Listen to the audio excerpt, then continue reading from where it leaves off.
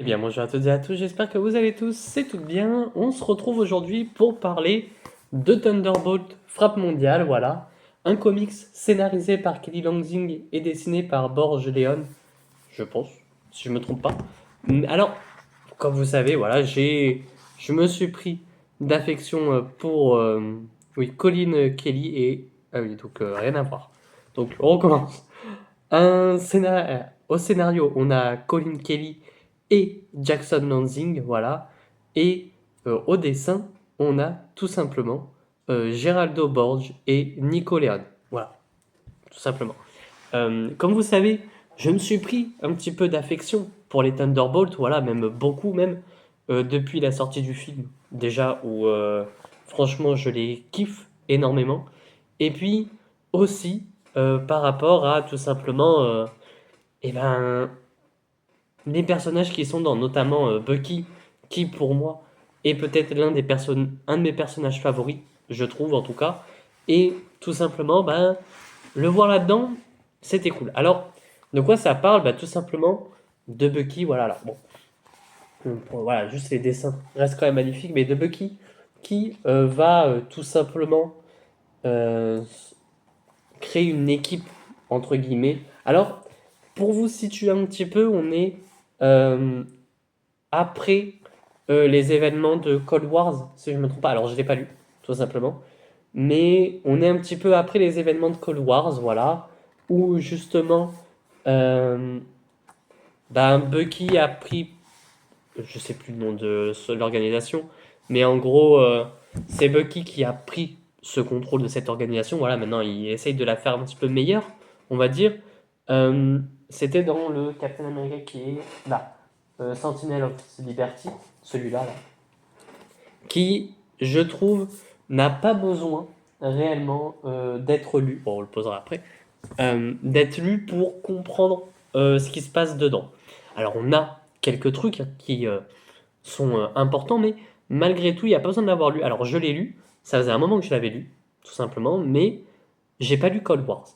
Et alors, je sais qu'Ndiaye, si tu nous écoutes aussi, hein, euh, m'a dit comme quoi il n'y avait pas besoin de lire la série avec Falcon, tout simplement parce que moi, Falcon, c'est pas un personnage qui m'intéresse le plus, et je trouve, j'ai pas, alors j'ai pas lu beaucoup d'histoires dessus, on va être très honnête là-dessus, donc peut-être je dis de la merde, peut-être que oui, il est hyper intéressant ou pas, mais j'en sais rien, et en fait, du coup, ça me bloque, on me dit, alors peut-être que si à un moment donné, je vais peut-être l'acheter, hein, je me dis, hein. Je me dis au pire des cas, je l'achèterai, mais c'est vrai que c'est pas un personnage qui m'intéresse le plus, et chez Marvel, j'ai là où d'ici j'achète beaucoup, même si bon bah Batman, mais même si les personnages ne m'intéressent pas trop, alors ça dépend, hein. Mais même si les personnages ne m'intéressent pas trop, j'ai quand même envie chez DC d'en apprendre beaucoup, tu vois, sur les personnages, etc. Que chez Marvel, étant donné que c'est déjà pas un reboot, il n'y a pas eu de reboot chez Marvel, il n'y a pas eu tout ce côté-là de tiens, il y a eu avant, il y a eu maintenant, enfin voilà, c'est une continuité énorme. Bah, c'est compliqué du coup. C'est pour ça que j'ai vraiment envie de lire vraiment que les personnages qui m'intéressent, notamment Jessica Jones, Daredevil, Spider-Man. Alors, Spider-Man, j'essaie d'en lire, mais il y en a pas beaucoup que je trouve, enfin, qui sont intéressants, enfin, non, pas intéressants, mais j'en ai pas beaucoup. Daredevil, bah, c'est un personnage qui m'intéresse plus. Jessica Jones, il y a bah, Captain America, tout simplement. Du Bucky, j'aimerais en lire, voilà aussi. Et bah, Thunderbolt, qui, comme je vous dis, est mon équipe un peu favorite. Alors, du coup, Bucky va, du coup, je disais, créer cette organisation, etc. Et donc va aller voir Valentina de Fontaine, voilà, qui est un peu différente de ce qu'on sait, de ce qu'on connaît, parce que Crâne Rouge a refait surface, enfin, est toujours là, et donc ils veulent détruire l'Hydra, tout simplement. Et je le trouve exceptionnel. Ça nous emmène de bout en bout, euh, partout où il veut, voilà. Franchement, c'est très bon. Alors, il y a un moment donné où ils nous disent il faut avoir lu Devil Règne. Genre vraiment dans la page, enfin je sais plus lequel, c'est dans la seconde issue, on nous dit, seconde ou troisième, je sais plus, avec le caïd. Il faut avoir lu Devil Règne, c'est important. Il n'y a pas besoin d'avoir lu Devil Règne, en vérité. Parce que ça m'a. On t'en parle, on t'en reparle. Sauf que On te dit, faut avoir lu Devil Règne, et je sais pas pourquoi, mais vraiment, hein, Devil Règne se trouve ici. Alors bon, voilà, à la fin. Donc tu te dis, on te dit au tout début, faut avoir lu Devil Règne. Donc, imaginons, je dis une connerie. Alors peut-être pas une personne comme moi, parce que moi j'aurais pas acheté, mais voilà, on a le Devil Règne. Alors peut-être pas tout, hein, mais moi je l'aurais pas acheté peut-être, mais tu vois une personne qui se dit merde, faut avoir lu Devil Règne, bah peut-être va du coup se dire, bah je mets en pause et je je vais aller l'acheter. Or, ben, du coup, Devil Règne, il est dedans. Pourquoi ne pas l'avoir mis au début? Voilà, au tout début, on met Devil Règne et ensuite on te met les Thunderbolts. Ça aurait marché, mais non. Je sais pas pourquoi. Mais en tout cas, c'est très bon. Voilà. Alors, on a Black Widow qui est avec le symbiote. Alors, je sais que tout le monde a eu le symbiote hein, dans l'univers Marvel, mais c'est vrai que ça fait plaisir quand même de voir un petit peu un symbiote. Encore, t'as l'impression qu'il faut un symbiote dans l'équipe des Thunderbolts à chaque fois, je sais pas pourquoi. Mais en tout cas là ça marche.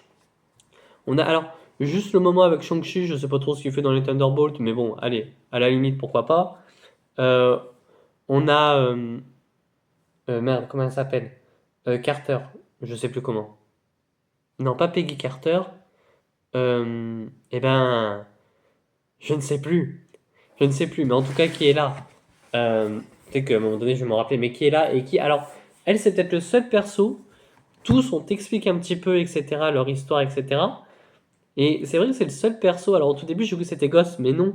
C'est. Je me rappellerai plus du nom.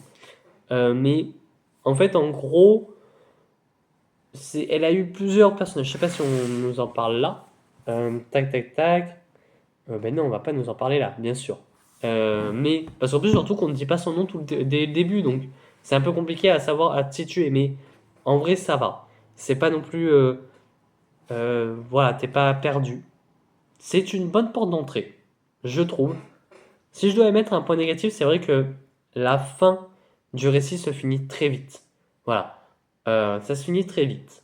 C'est dommage, mais ça marche quand même. Euh, je trouve que tous les personnages. Alors, c'est dommage parce que même des fois, tu as des moments où tu as des ellipses et ça se passe. Alors, là, ça va. On en parlera dans une prochaine review d'un autre comics Thunderbolt où là, par contre, là où lui, j'ai bien aimé, on en parlera d'autres. Mais tu as de petites ellipses, par exemple, on te dit comme quoi Bucky est allé voir, enfin, bosse avec Yelena. Et c'est dommage que du coup, on n'ait pas eu ce moment-là de voir une démission entre Bucky et Yelena. On a la relation Bucky-Black Widow, ok. Et j'ai l'impression, alors peut-être que je me gourre, mais qu'il a le même costume qu'il va avoir dans Doomsday. En tout cas, dans ce qu'il a eu dans la scène post-crédit de Mas, comment ça s'appelle Euh, Thunderbolt. Et alors, j'aime beaucoup le personnage de Yelena, là-dedans, qui est vraiment en mode. Enfin, qui est très cool, je trouve. Voilà, tous sont très cool comme personnage.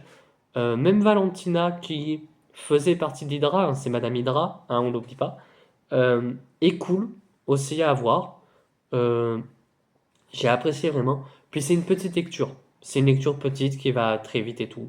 Donc voilà, il n'y a pas grand chose à dire dessus. C'est du très bon. Voilà. N'hésitez pas à aller le lire.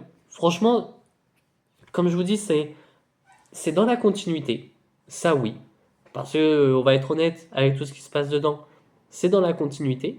Mais en même temps, eh ben, je trouve, malgré tout, que ça soit dans la continuité ou non, ça peut se lire hors continuité, ça marcherait beaucoup, ça marcherait bien. On a des personnages qu'on connaît pas trop, mais qu'on va t'en parler, notamment US Agent, qui moi, bah, dans les comics, je le connais pas trop, mais on va t'en parler. Shang-Chi, on t'en parle moins, on te fait comprendre que déjà il bosse avec les Thunderbolts, bon pourquoi pas, enfin à un moment donné, quand il apparaît. Red Guardian, on t'en parle pas trop, mais ça va. C'est quand même un mec qui fait des blagues, à la limite, ok. Euh, Yelena et Black Widow, bon, Black Widow, tu te dis, ok, pourquoi pas.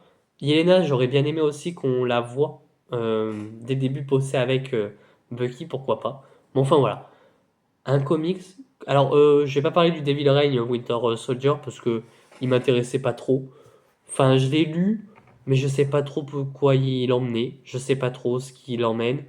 Est-ce qu'il est important pour l'univers Marvel? Sûrement, je sais pas, en tout cas, ça m'a pas non plus hypé plus que ça. Enfin voilà. Sur ce, n'hésitez pas à vous abonner, à liker la vidéo et à partager. Et moi je vous dis à très bientôt. À très vite pour de prochaines vidéos. Allez, ciao tout le monde.